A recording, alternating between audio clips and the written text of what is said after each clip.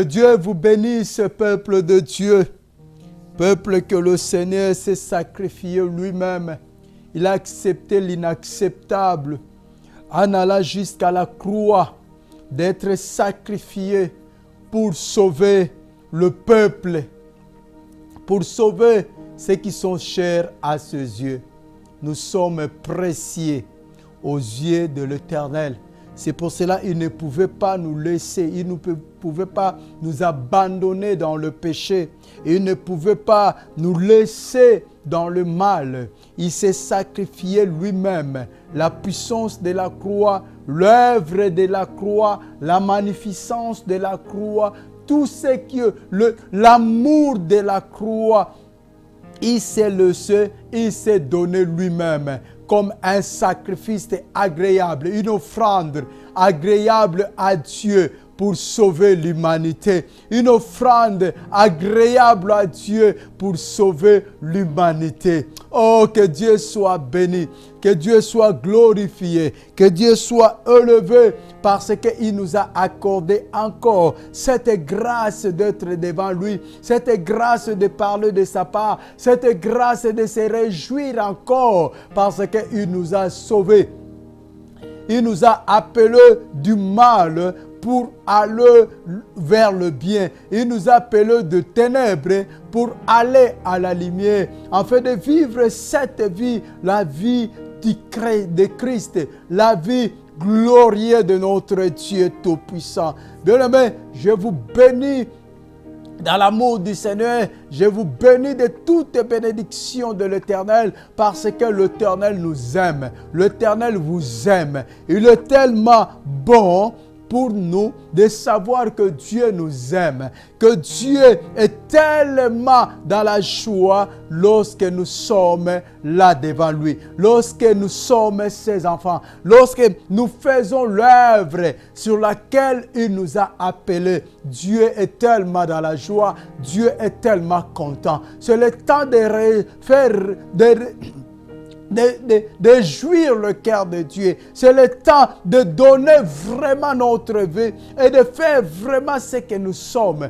Pas de dire ce que nous sommes, mais de faire ce que nous sommes, car nous sommes le peuple de Dieu, le peuple choisi, le peuple mis à part, le peuple qui est dans la volonté de l'Éternel. Le peuple qui sont nés ni de la volonté de la chair, ni de la volonté du sang, ni de la volonté des hommes, mais de la volonté de Dieu. Et le temps est arrivé, bien-aimés, que nous puissions montrer que nous sommes nés de la volonté de Dieu, que nous sommes de nouvelles créatures, nous sommes de nouvelles personnes. Nous avons reçu le Saint-Esprit et nous avons cet esprit supérieur à nous, qui nous guide vers le bien, qui nous guide vers la lumière, bien-aimé. C'est le temps de manifester notre identité que nous sommes des chrétiens. C'est le temps que la lumière puisse marcher sur le monde, parce que le monde est rempli de ténèbres, le monde est rempli d'obscurité, le monde est rempli du mal, bien-aimé. C'est le temps que nous puissions nous lever, c'est le temps que nous puissions marcher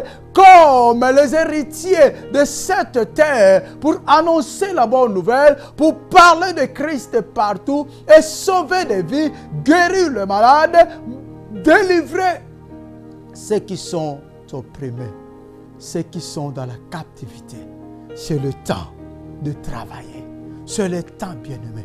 Pour cela, avant de travailler, il faut connaître sur quoi tu es appelé, sur quoi. Comment tu vas te mettre au travail? Qu'est-ce qu'il faut enlever pour que tu puisses aller en avant? Pour que tu puisses travailler bien pour ton Père, le Père de nations, le Père de multitudes, le Créateur de toutes choses. Nous sommes en train de parler de la puissance de la croix. La puissance de la croix. Dans le temps que nous sommes, dans le moment que nous sommes, dans les grands thèmes que nous sommes, une vie nouvelle. Vivre une vie nouvelle. Et la croix, c'est là que tout est devenu nouvelle. C'est là que tout a été accompli. Sur la croix, Christ a dit, tout est accompli. Tout est accompli. Je les ai délivrés. Je les ai libérés. Je les ai choisis. Je les ai sortis du ténèbre à la lumière. Tout est accompli sur la croix. L'œuvre de la croix est complète. Si Christ avait dit tout est accompli, cela veut dire tout, réellement tout est accompli. Dans tous les domaines, dans toutes les dimensions, il nous a rachetés du mal. Il nous a rachetés de l'obscurité. Parce que le monde est rempli du mal. Depuis Adam, l'homme et la femme, la désobéissance d'Adam et Ève a mené le mal sur la terre. Et nous vivons dans le temps là où l'obscurité règne, où les ténèbres règnent. C'est pour cela que j'avais dit, c'est le temps que les enfants de la lumière puissent se lever, afin d'enlever l'obscurité, afin d'enlever les ténèbres sur cette planète Terre. C'est le temps là, bien-aimé. La puissance de la croix. Le mal est entré par Adam et Ève. Le mal est entré, la séparation entre l'homme et Dieu. Dieu a dit, où es-tu Adam? Dieu n'a pas vu Adam là où il devait être. Dieu n'a pas vu l'homme là où il devait être. Et il a dit, où es-tu? Où es-tu? L'homme a déclaré, je me cache parce que je t'ai entendu venir. Je me cache.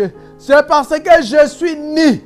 Parce que je suis né. Je ne suis plus protégé. Je ne suis plus dans cette gloire. Je ne suis plus dans cette couverture. Je ne suis plus dans cette protection. C'est pour cela que je me cache. Parce que je suis né. Parce que je suis né. La désobéissance nous amène à la nudité. La désobéissance nous amène loin de Dieu. La désobéissance nous amène à être sous la malédiction. Nous amène à vivre les ténèbres, à vivre l'obscurité, à commencer à mener une vie de cachette, une vie qu'on ne peut plus être libre, on ne peut plus être à l'aise, qu'on ne peut plus se réjouir. La désobéissance amène la tristesse. Et Dieu posa la question à l'homme, as-tu mangé le fruit que je t'avais interdit?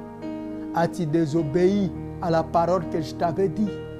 C'est là que le mal est arrivé. Parce que, je répète toujours, pour comprendre la croix, il faut comprendre qu'est-ce qui s'est passé. Et aujourd'hui, nous allons partager dans le livre de Genèse 6 pour voir comment l'homme a détruit le monde. Comment l'homme est allé. Comment l'homme a pris des directives après le péché. La Bible dit, Genèse 6, 1, et nous allons lire jusqu'à 8. La Bible dit, lorsque les hommes errent commençaient à se multiplier à la surface du sol, et que des filles leur firent naître, les fils de Dieu virent que les filles des hommes étaient belles, et ce fut parmi elles qui choisirent leurs femmes. Alors l'Éternel dit, mon esprit ne restera pas toujours dans l'homme, car celui-ci n'est que chair, et ses jours seront de 120 ans. C'était l'époque où il y avait des géants sur la terre, après que les fils de Dieu furent venus vers le fils des hommes, et qu'elle leur ait donné des enfants. Ce sont là les héros des temps anciens. 5. L'Éternel vit que la méchanceté de l'homme était grande sur la terre et que chaque jour son cœur ne concevait que de pensées mauvaises. L'Éternel regretta d'avoir fait l'homme sur la terre et son cœur fut affligé. L'Éternel dit, j'effacerai de la surface du sol l'homme que j'ai créé, depuis l'homme jusqu'au bétail, aux reptiles et aux oiseaux du ciel, car je regrette de les avoir faits. Mais Noé obtint la faveur de l'Éternel. La parole du Seigneur. L'homme se multiplie et le mal se multiplie. Plus l'homme se multiplie, le mal se multiplie. Adam et Ève ont désobéi. Caïn a tué son frère Abel.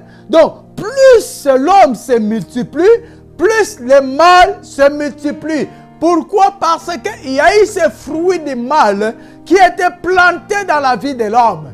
Il ne pouvait pas faire autre que ce qui était planté au-dedans de lui. L'homme a été conçu. L'homme a été créé dans le bien. Mais l'homme a préféré la désobéissance.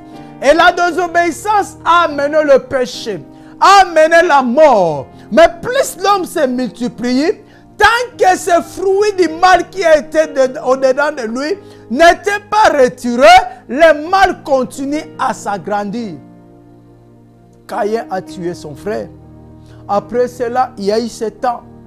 Le Fils de Dieu, les anges, ont aimé, ont envié, ont regardé, ont convoité les filles des hommes. Le mal se multiplie. Le mal se multiplie. C'est pour cela que la Bible dit, il y a eu la guerre sur le ciel entre le diable et ses anges, entre les ténèbres et la lumière. Les ténèbres ne pouvaient plus demeurer sur le ciel. C'est pour cela qu'il y a eu la guerre. Le Fils de Dieu, les anges, ont convoité le Fils des hommes. Le mal se multiplie. Même le ciel était souillé parce que le mal est entré. Jusqu'à ce que la Bible dit il y a eu la guerre. Jusqu'à ce que l'ange de ténèbres ait été jeté sur la terre. C'est là que l'Apocalypse dit malheur à la terre car le diable est descendu vers eux. Le mal se multiplie. Plus l'être humain se multiplie, le mal se multiplie. Dieu, alors l'Éternel dit, mon esprit ne restera pas toujours dans l'homme, car celui-ci n'est que chair.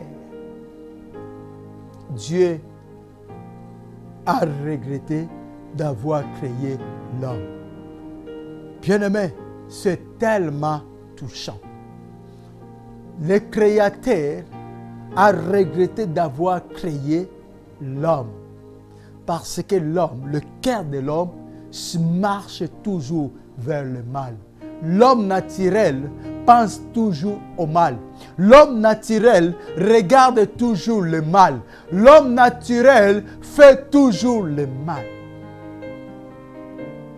L'Éternel vit que la méchanceté de l'homme était grande sur la terre et que chaque jour, son cœur se concevait que de pensées mauvaises.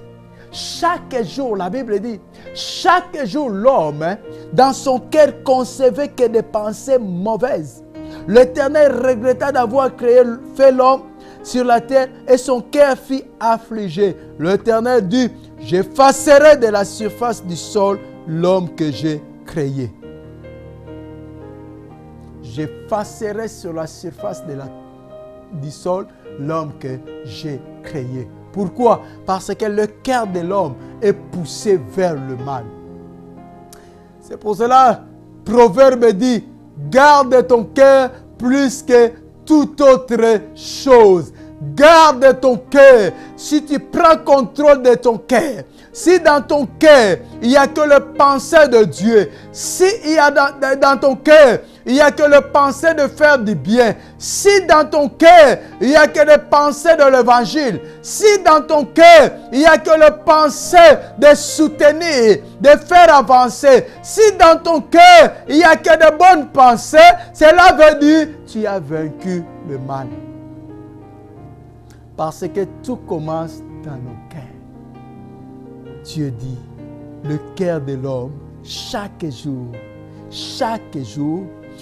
son cœur ne concevait que des pensées mauvaises. Nous crions la guerre, nous crions le chaos, nous crions des maladies.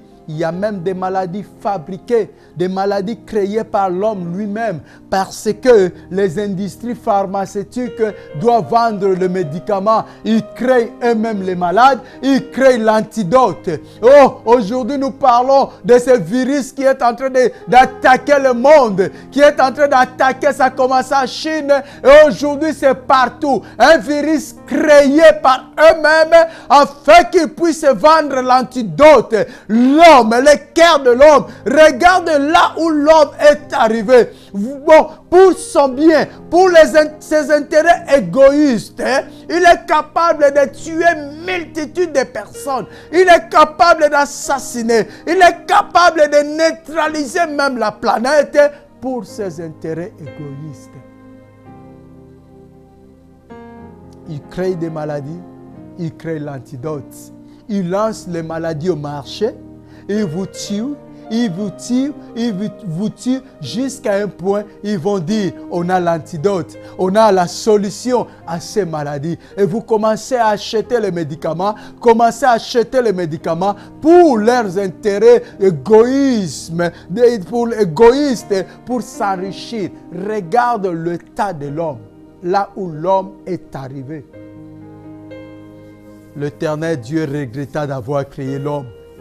Et chaque jour, le cœur de l'homme concevait que du mal. Les pensées du cœur de l'homme étaient que vers le mal. La Bible dit, l'Éternel a dit, j'effacerai l'homme. Je parle de la puissance de la croix. On doit connaître ces choses afin de comprendre pourquoi Christ devait venir. Pourquoi Christ devait intervenir. À quoi sert la puissance de la croix? L'Éternel décida d'effacer l'homme sur la planète Terre. Mais la Bible dit, Noé obtint la faveur de l'Éternel. Je vais toucher ce point, bien-aimé. Noé obtient la faveur de l'Éternel. Si on parle de Noé qui a obtenu la faveur de l'Éternel, c'est la même chose, bien-aimé, toi et moi. Pendant que le monde pense au mal, pendant que le monde fait le mal, toi et moi, bien-aimé, nous sommes encore vivants. Cela veut dire, nous pouvons encore obtenir ces faveurs de Dieu. Nous pouvons encore faire du bien, bien-aimé. Nous pouvons encore. Il y a encore cette opportunité. C'est cette opportunité que je nous appelle aujourd'hui. Opportunité d'arranger nos cœurs. Opportunité de voir le cœur, d'avoir le cœur pur. Opportunité de voir la croix. Que Christ s'est crucifié. Christ s'est sacrifié. Il était crucifié nu, bien-aimé. L'objectif de la croix, c'était quoi? De libérer le peuple du péché. De libérer le peuple de la malédiction. De libérer le peuple de libérer les opprimés, libérer le peuple de tout ce qui a été créé par lui-même. Parce que c'est l'homme qui a fait tout seul ce qui est arrivé. Le cœur de l'homme voit toujours le mal. Le cœur de l'homme voit toujours le mal. Et Christ est venu pour nous libérer de ces mal. Afin que dans nos cœurs, nous puissions avoir de bonnes choses, de bonnes pensées. Noé obtient faveur à Dieu. Il y a la grâce encore qui circule. Jésus a dit, la lumière est encore pour un peu de temps au milieu de vous. Profitez pendant que la lumière est là. Bien-aimés, nous sommes dans ce temps que nous devons profiter de la lumière, que nous devons profiter de l'œuvre de la croix, car la bonté de l'Éternel n'est pas éternelle. La bonté de Dieu n'est pas éternelle. La miséricorde de Dieu n'est pas éternelle. La grâce de Dieu n'est pas éternelle. Il y a un temps que cela finira. Il y a un temps qu'il n'y aura plus la grâce, il n'y aura plus la miséricorde, il n'y aura plus la bonté de l'Éternel, mais il y aura le jugement. C'est le temps. C'est ce que la Bible dit. Rachetez le temps, car les jours sont mauvais. Les jours sont mauvais. L'homme a atteint le niveau du mal qu'on ne pouvait pas imaginer. L'homme a atteint le niveau du mal qu'on ne pouvait pas penser. L'abomination est arrivée jusqu'au lieu saint. C'est ce que Daniel avait dit. Quand l'abomination, Christ a répété, quand vous verrez l'abomination qu'a parlé le prophète Daniel au lieu saint, cela veut dire, celui qui lit ce message, fasse attention. Et aujourd'hui que nous parlons, l'homme a atteint ce niveau-là. Il y a les serviteurs du diable qui parlent de Christ au milieu du temple, mais ils font des choses horribles dans le lieu saint. L'homme a atteint le niveau du mal qu'on ne pouvait pas penser. Qu'on ne pouvait pas penser, bien-aimé. Et c'est le temps que Christ avait dit, la lumière est encore un peu avec vous. Profitez pendant que la lumière est là pour faire l'œuvre de la lumière. Profitez pendant que la croix est encore pour sauver. Parce que jusqu'à aujourd'hui, la croix est encore pour sauver. La croix est encore pour libérer. La croix a encore une puissance. Mais il y a un temps, la croix ne sera plus pour libérer. La croix ne sera plus pour sauver. Mais la croix sera pour juger. Il y a un temps que cette puissance de la croix finira. Et ça sera le jugement de la croix. Parce que Christ s'est sacrifié, pas en vain, mais il s'est sacrifié pour nous sauver, pour nous enlever dans ce mal que nous sommes en train de parler. Noé a obtenu la faveur de Dieu. Pendant que le monde était dans le mal, le cœur de l'homme était dans le mal. Tous ont choisi le mal, mais au milieu de tous ceux qui ont choisi le mal, il y avait Noé qui avait choisi de faire du bien. Il avait choisi d'être avec Dieu. Bien-aimé, la décision aujourd'hui. Prends ta décision aujourd'hui. Au milieu du mal, le monde est dans le chaos. Que personne ne nous trompe. Le monde est dans le chaos. L'homme n'arrive plus à maîtriser ce qu'il avait semé lui-même. Le monde est dans le chaos. Il y a le mal partout. On voit le mal dans l'église. On voit le mal dans le monde. On voit le mal partout où nous sommes. L'église est infiltrée. Il y a les serviteurs du diable qui font l'abomination dans l'église. On voit l'homme dans son état. Mais je vais te dire une chose. Sois distingué. Sois différent du monde. Sois comme Noé, celui qui a obtenu la grâce de Dieu. Celui qui a obtenu la grâce de la croix. Parce que la croix nous a accordé cette grâce de nous approcher de Dieu, de comprendre les choses de Dieu, de comprendre l'Esprit de Dieu. La croix nous a accordé cette faveur, cette grâce. Sois différent du monde, bien-aimé. C'est le temps de la lumière. C'est le temps que la lumière puisse briller. Briller, que la lumière puisse se montrer, que la lumière puisse éclairer l'obscurité. L'obscurité. Parce que nous sommes dans le temps de la fin. L'homme a atteint le niveau supérieur du mal. Montre ton identité de chrétien. Ne parle pas que tu es chrétien. Moi je dis, ne dis pas aux gens que tu es chrétien. Mais montre aux gens que tu es chrétien. Ce n'est plus le temps d'aller partout et de dire que moi je suis chrétien, moi je suis pasteur, moi je suis prophète, moi je suis je ne sais pas qui. Mais c'est le temps de montrer qui nous sommes. C'est le temps de montrer notre identité. Ne demeurons plus dans le mal.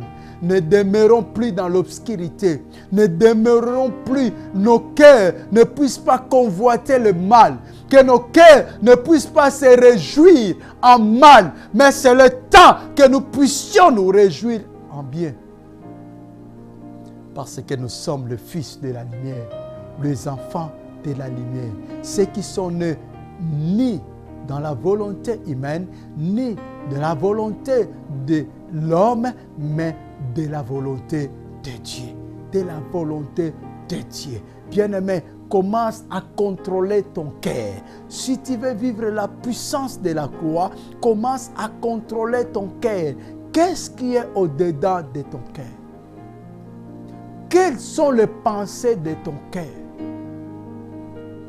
Ne te justifie pas toujours de dire que personne n'est saint, que la Bible dit personne n'est saint. Non, mais sache une chose, Pierre a dit, soyez saints comme votre Père est saint. La parole nous dit, soyez saints comme votre Père est saint. Cherche la sanctification.